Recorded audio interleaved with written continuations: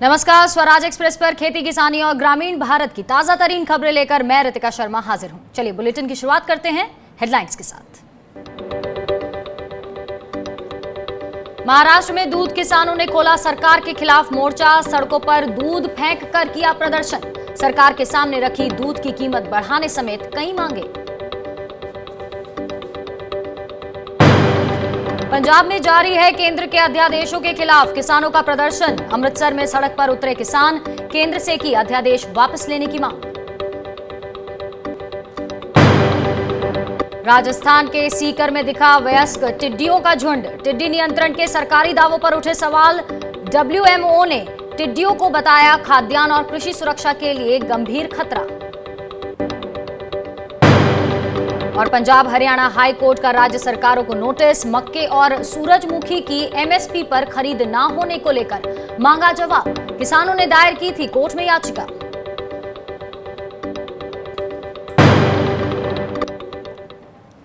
तो लॉकडाउन में दूध की खपत कम होने से दूध उत्पादक किसानों को कम कीमत पर दूध बेचना पड़ रहा है। वहीं महाराष्ट्र में कम कीमत मिलने से नाराज दूध उत्पादक किसानों ने सरकार के खिलाफ आंदोलन छेड़ दिया है। सांगली में पुणे बेंगलुरु हाईवे पर किसानों ने सड़कों पर दूध फेंक कर प्रदर्शन किया। वहीं बुल्ढाणा में स्वाभिमानी शेतकारी संगठन और किसानों ने मिलकर खुद और बैलों को दूध से नहलाकर प्रदर्शन किया। केंद्र सरकार के दूध पाउडर के आयात किए जाने का भी यहां विरोध किया गया इन किसानों की तरफ से। दरअसल आपको बता दें कि केंद्र सरकार ने 23 जून को 10,000 टन दूध पाउडर आयात करने का फैसला किया था, लेकिन किसान इस फैसले को वापस लेने के लिए जाने की मांग कर रहे हैं। किसान गाय के दूध की कीमत 25 रुपए प्रति लीटर करने और 3 महीने तक किसानों को प्रति लीटर 5 रुपए की सब्सिडी दिए जाने की मांग कर रहे हैं। इसके अलावा किसान दूध पाउडर और अन्य डेयरी उत्पादों पर जीएसटी को खत्म किए जाने की भी मांग कर रहे हैं।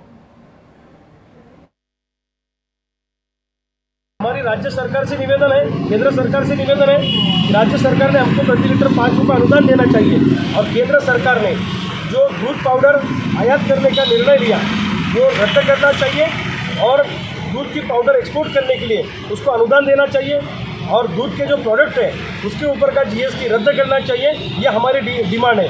आज एक दिन के लिए हमने पूरे राज्य में दूध बंद करके रखा है, हमने दूध बेचा नहीं, वो दूध हमने घर पे खाया, दूध से हमने नहाया।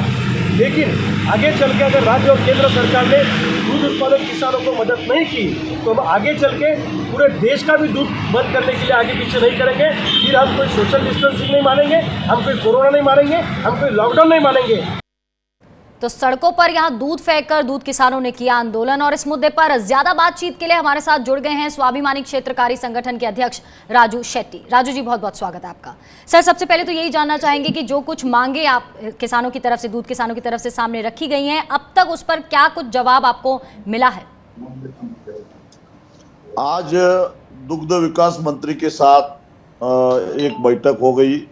हमने अपनी मांगे, संगठन की मांगे उनके सामने रखी है। दुग्ध विकास मंत्री सुनील केदार, इन्होंने कहा कि मैं मुख्यमंत्री से, उप मुख्यमंत्री के साथ बात करूंगा, कैबिनेट के सामने जाऊंगा और कुछ ना कुछ किसानों को राहत दिलवाने की कोशिश करूंगा, इस तरह से उन्होंने आश्वासन दिया है। और एक दिन का आज का ये आंदोलन था। हमने उनको चेतावनी दिया है कि अगर 8-10 दिन के भीतर सरकार कोई निर्णय नहीं लेती है तो इसके आगे जो आंदोलन होगा ज़्यादा आक्रामक होगा और हम ना सोशल डिस्टेंस का पालन करेंगे, ना लॉ एंड ऑर्डर का पालन करेंगे, क्योंकि आज किसान मर रहा है। उसकी लागत 28 से 30 रुपए प्रति लीटर होकर भी उसको 18 रुपए प्रति लीटर दूध बेचना पड़ रहा है। और ये घाटे का सौदा कितने दिन तक करेगा? क्योंकि महाराष्ट्र में जो दूध उत्पादक किसान है, खास करके मजदूर है, सीमांत किसान है, छोटे किसान है, तकरीबन 46 लाख किसान परिवार इस दूध धंधे से जुड़े हुए हैं। इसलिए इनको राहत देनी ये सरकार की जिम्मेदारी है, केंद्र सरकार की जिम्मेदारी है, राज्य सरकार की जिम्मेदारी है। लेकिन कुछ भी निर्णय नहीं हो रहा है, इसलिए किसान आज आक्रामक हो चुके हैं। तो एक दिन का ये आंदोलन है। राजू जी, एक और चीज आपसे जानना चाहेंगे, आपने बाहर से जो मिल्क पाउडर जो इंपोर्ट होता है उस पर भी प्रश्न उठाया है। जाहिर सी बात है, जब महाराष्ट्र में ही 50,000 टन का स्टॉक है तो बाहर से मंगवाने की क्या तुक बनता है। इस पर आपको क्या कोई जवाब मिला है? नहीं, उस पे मंत्री जी ने कहा कि केंद्र सरकार के पास शिकायत करनी पड़ेगी। मैंने महाराष्ट्र के ही एक मंत्री जो केंद्र में है, और 2 साल पहले मैंने जब दूध का आंदोलन किया था उस वक्त उन्होंने मध्यस्थी की थी और केंद्र सरकार की तरफ से दूध पाउडर एक्सपोर्ट के लिए सब्सिडी भी दिलवाई थी। के साथ मेरी बातचीत हो चुकी है और हम सब कोशिश कर रहे हैं कि केंद्र सरकार कुछ डिसीजन ले कि कुछ बफर स्टॉक करे, क्योंकि 1.5 लाख टन दूध पाउडर पड़ा हुआ है और ये सरप्लस है। और 1.5-2 महीने के बाद प्लस सीजन आता है, प्लस में तकरीबन 35 से 40% दूध का उत्पादन और बढ़ जाता है। तो उससे पहले प्लस आने से पहले स्टॉक खत्म होना चाहिए। स्टॉक तभी खत्म हो सकता है अगर वो एक्सपोर्ट होता है, इसलिए एक्सपोर्ट करने की आज आवश्यकता है। इंटरनेशनल मार्केट में जो आज रेट है वो देखते हुए तकरीबन 30 रुपए प्रति किलो अगर केंद्र सरकार से तो ये एक्सपोर्ट हो सकता है। इसलिए मंत्री जी से हमने विनती की कि आप प्रधानमंत्री जी से बात कीजिए और एक्सपोर्ट के लिए कोशिश कीजिए।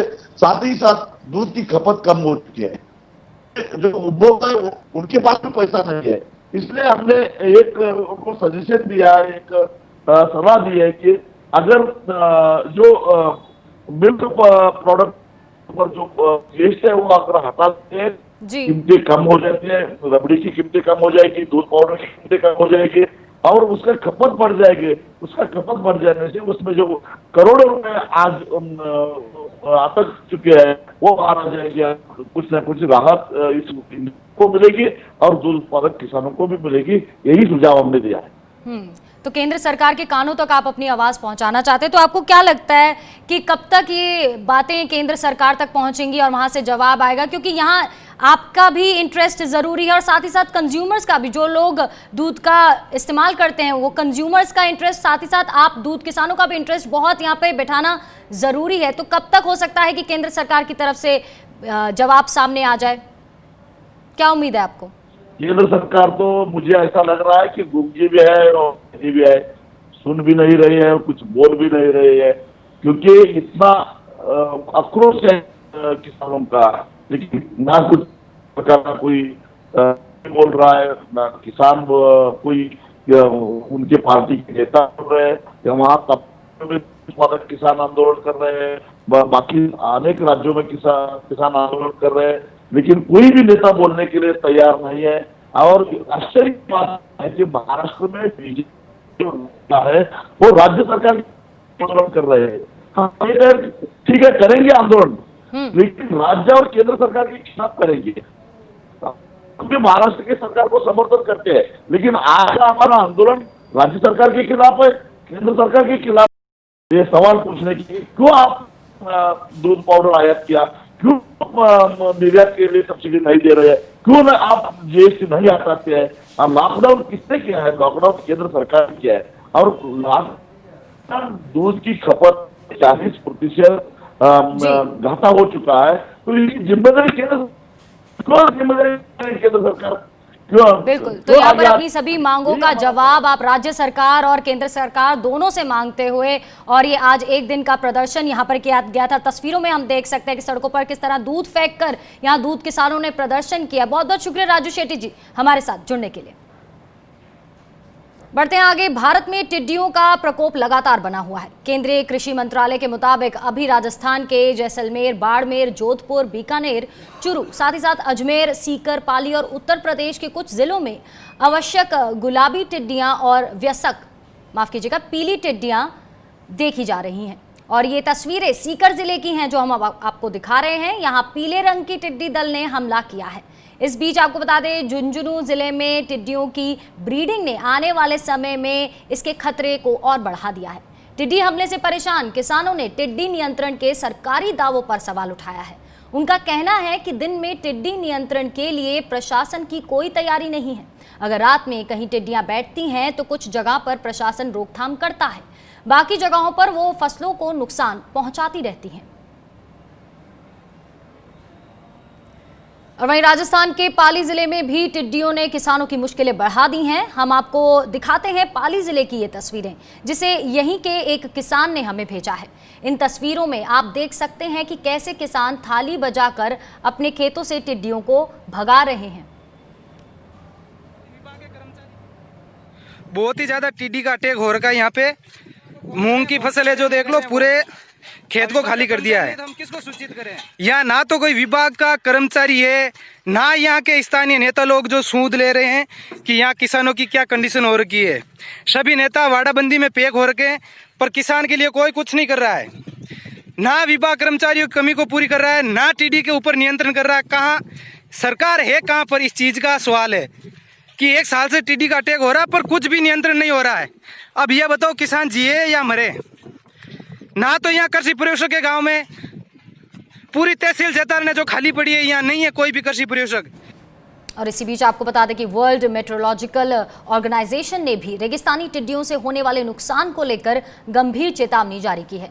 WMO ने कहा कि ये रेगिस्तानी टिड्डियां पूर्वी अफ्रीका के कुछ देशों के साथ साथ भारत और पाकिस्तान में खाद्यान्न और कृषि सुरक्षा के लिए गंभीर खतरा बनी हुई हैं।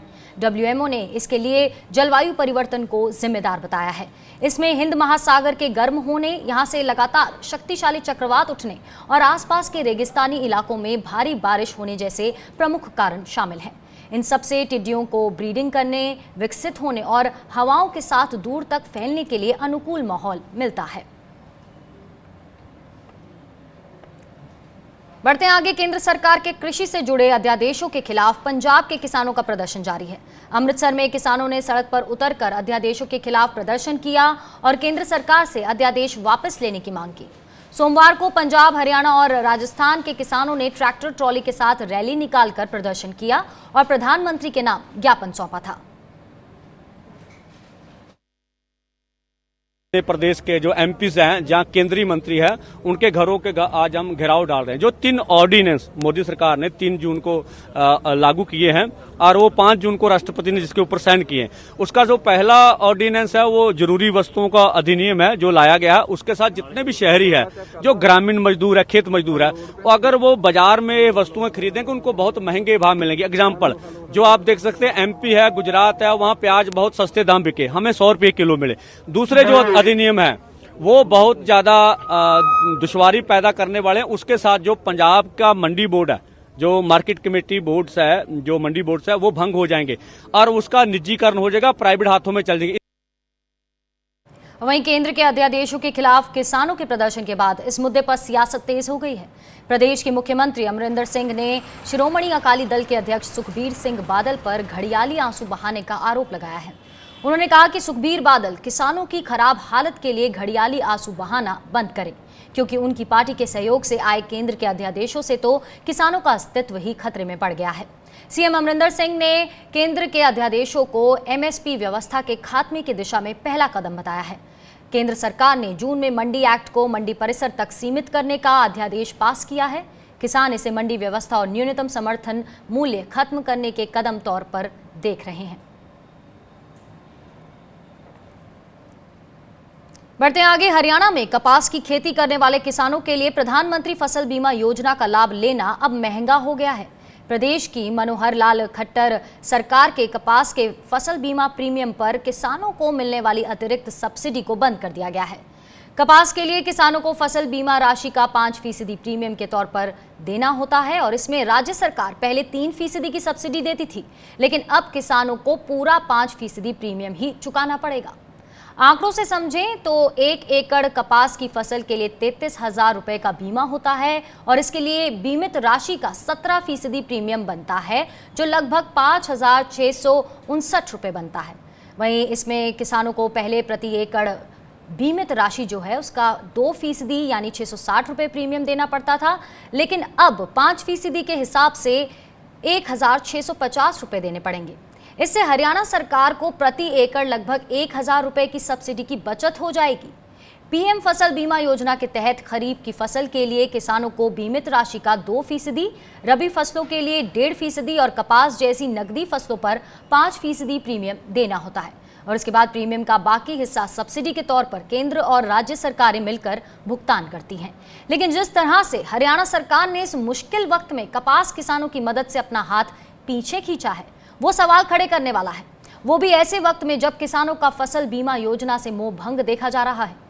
कुछ ही दिन पहले आपको बता दें कि केंद्र सरकार ने बीमा प्रीमियम के तौर पर दी जाने वाली केंद्रीय सब्सिडी के हिस्से को भी सीमित कर सिंचित जमीन के लिए 25% और गैर सिंचित जमीन के लिए 30% कर लिया था।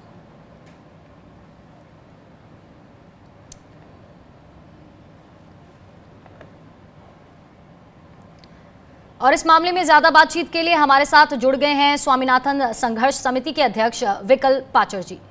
विकल्प पाचर जी, बहुत बहुत स्वागत है सर आपका किसान बुलेटिन में।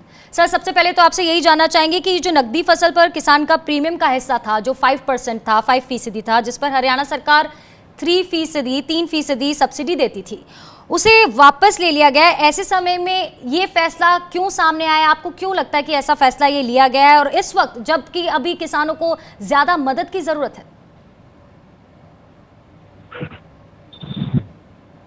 देखिए रितिका जी, कोरोना काल की वार्ड में के ऊपर जितनी जातियां सरकार कर सकती थी वो कर रही है, चाहे किसानों के विरोधी दीन अत्यादेशों का मामला हो, चाहे अब जो फसल बीमा योजना के अंदर केंद्र सरकार और हरियाणा सरकार ने जो अपना हिस्सा घटाया है वो अति निंदनीय कदम है। इस कोरोना काल में जहां किसान सरकार की मदद की जरूरत थी, चाहे वो फसल के खरीदने का मामला हो, चाहे वो डीजल के रेटों में वृद्धि का मामला हो, चाहे वो किसानों के विरुद्ध पास किए गए अत्यादेशों का मामला हो, और अब जो फसल बीमा का प्रीमियम किसान का एकदम 2.5 गुना से 3 गुना करना इतने नुकसान के समय में ये टोटली किसान विरोधी फैसला है।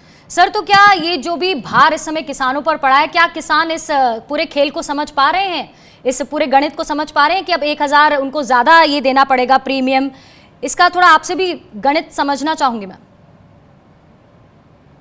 देखिए, किसान जहां प्रधानमंत्री फसल योजना में लगातार ये समझ रहा था कि उसकी फसल की सुरक्षा होगी, और पिछले 4-5 सालों में किसान को तो इसका ज्यादा फायदा नहीं हुआ, लेकिन उसे एक विश्वास रहा कि उसकी फसल यदि खराब होगी तो प्रधानमंत्री फसल बीमा योजना के जरिए उसको कवर मिलेगा, और जिसमें एक लगभग 550 से 600 रुपए प्रति एकड़ जो किसान का हिस्सा था वो एकदम जब कल परसों 3 दिन पहले नोटिस आया कि 1,650 रुपए बढ़ा दिया गया है, तो किसान एकदम सख्ते में है। वो ये भी चाहता है कि उसकी फसल सुरक्षित रहे। साथ में ये रकम एक फसल के लिए प्रति एकड़ बहुत अधिक रकम है, जिसे जो कर्जे से किसान डूबा हुआ है, जिसकी फसलें लगातार खराब होती रही है, वो इस खर्च को वहन नहीं कर सकता। तो किसान भी इस योजना को पूरी तरह से ये मान रहा है कि वो अब प्रधानमंत्री फसल बीमा योजना का फायदा नहीं ले सकता, क्योंकि जो उसका आर्थिक है वो किसान की पहुंच से बाहर हो चुका है। 1,650 रुपए प्रति एकड़ एक बहुत बड़ी रकम है, जिसे कि किसान के जो आर्थिक हालात है उसे देखते हुए उससे वहन नहीं कर। जी विकल जी, अब जब प्रीमियम की राशि बढ़ गई है और इसे स्वैच्छिक भी बता दिया गया है, तो क्या किसान इस फसल बीमा के लिए हाथ आगे बढ़ाएंगे, इसको लेंगे? और कई लोगों को तो इसका पता भी नहीं होगा कि प्रीमियम की राशि बढ़ गई है। अब रितिका जी, जैसा आपने हिसाब पूछा कि प्रधानमंत्री फसल बीमा योजना के अंदर पहले भी जिस प्रकार हरियाणा की यदि मैं बात करूं, किसान का हिस्सा 600 रुपए होता था, केंद्र सरकार 1,500 रुपए प्रति एकड़ देती थी, राज्य सरकार 1,200 रुपए प्रति एकड़ देती। प्रीमियम इस बार सरकार ने क्या किया कि केंद्र सरकार ने जब फसल अधिनियम में बदलाव किया, बीमा अधिनियम में, तो अपना हिस्सा 50% से 30% कर दिया, यानी हाफ कर दिया। जहां पहले हरियाणा में या दूसरे राज्यों में 1,500 रुपए प्रति एकड़ देती थी, वो 3.5% घटा दिया। उस राज्य सरकार ने इसका फायदा उठाया। हरियाणा 1,500 रुपए प्रति एकड़ बीमा प्रीमियम में देती थी, उसने वो रकम 300 से 350 रुपए घटा दी, तो ये लगभग 1,000 रुपए से ऊपर का फर्क आया। वो बीमा कंपनी ने सीधा किसान के ऊपर डाला। तो किसान इस स्वैच्छिक फसल बीमा योजना को, जो प्रधानमंत्री ने कहा, स्वैच्छिक का तो मतलब है किसान जाके कहे कि मेरा बीमा करना है, जबकि ये अभी भी स्वैच्छिक नहीं है रितिका जी। अब किसानों को समय दिया गया है कि 24 जुलाई तक वो बैंकों में जाकर लिखित में दे के आए यदि उसने बीमा नहीं कराना है। जी। और सरकार ने यदि ये बढ़ाने थे तो सरकार को गेहूं के फसल कटने के बाद किसानों को बताना चाहिए था कि बिल्कुल। हमने प्रधानमंत्री फसल बीमा योजना में हाथ खींच ली जी। है, आपको इतना प्रीमियम मिलेगा, आपके पास 3 महीने का मतलब कि किसानों तक ये मैसेज बहुत क्लियरली पहुंचना चाहिए था। कहीं ना कहीं जो भी है, ये जो भी फैसला लिया गया हरियाणा सरकार की तरफ से, कहीं ना कहीं ये बड़ा झटका है इन किसानों के लिए। बहुत बहुत शुक्रिया विकल जी आपका हमारे साथ बनने के लिए। बढ़ते हैं आगे। देश में अब तक आपको बता दें मानसूनी बारिश सामान्य से 6% ज्यादा रही है, लेकिन उत्तर भारत के कई राज्यों में जुलाई में बारिश सामान्य से काफी कम रही है। राजस्थान और मध्य प्रदेश में सामान्य से 40%, वहीं छत्तीसगढ़, ओडिशा और झारखंड में सामान्य से 25% कम बारिश हुई है। इसके अलावा केरल, त्रिपुरा और मणिपुर में भी बारिश सामान्य से कम रही है। हालांकि इस साल दक्षिण भारत के राज्यों यानी कि तमिलनाडु, आंध्र प्रदेश, कर्नाटक और तेलंगाना में सामान्य से कहीं ज्यादा बारिश हुई है।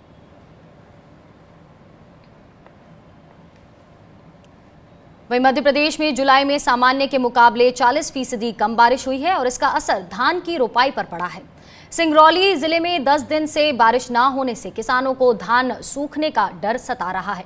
अगर जल्द ही बारिश ना हुई तो किसानों को नुकसान उठाना पड़ सकता है। कोनहू तरह से धान उन त लगा देते ही, लेकिन सूख जाई फिर होई ना होई ओकर दिक्कत बा भी होगा। नुकसान तो होता बा, कुआं के पानी से लगता है, बाकी बरसात तो होते नहीं खे। कोनो तरह से आदमी बिया हुआ बचावत भाई बारिश ना होई, अब अपने से कुएं का पानी परेशानी बाकी एक तरफ लगावल जाता, एक तरफ पानी निकल जाता।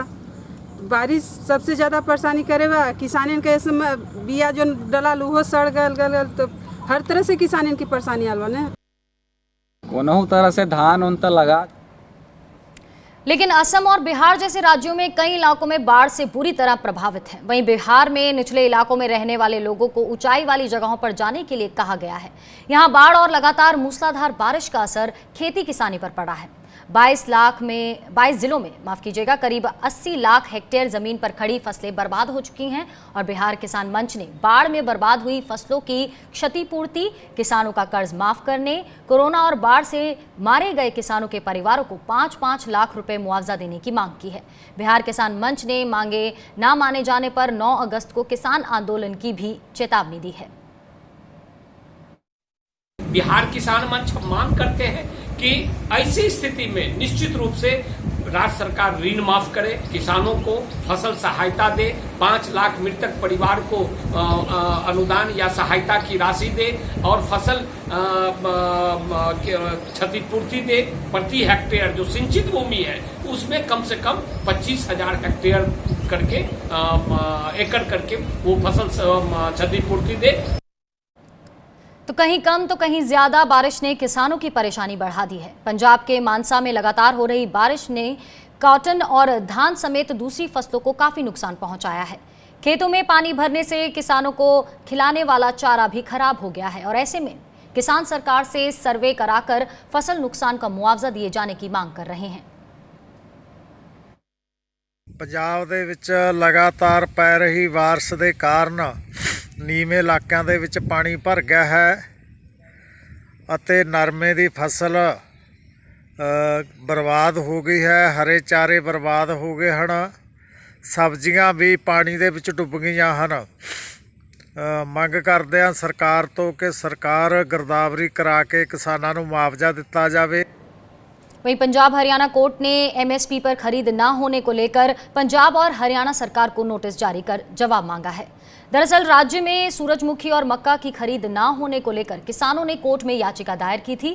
क्या है ये पूरा मामला और इसी पर किसानों के वकील JS तुर से बात की हमारे संवाददाता ईशा ठाकुर ने।